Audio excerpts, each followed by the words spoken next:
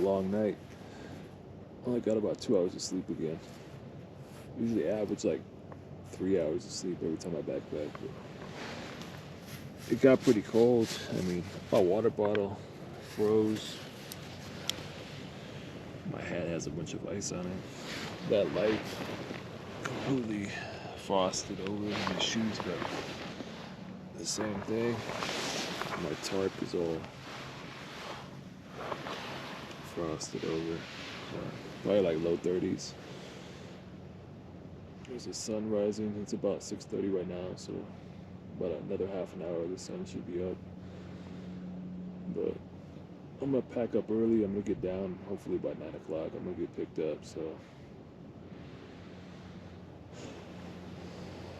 it was worth it though. I mean, even though I don't sleep much, I never regret coming up here, like trying to get, outdoors or do something. I'd rather come out here than be in the house,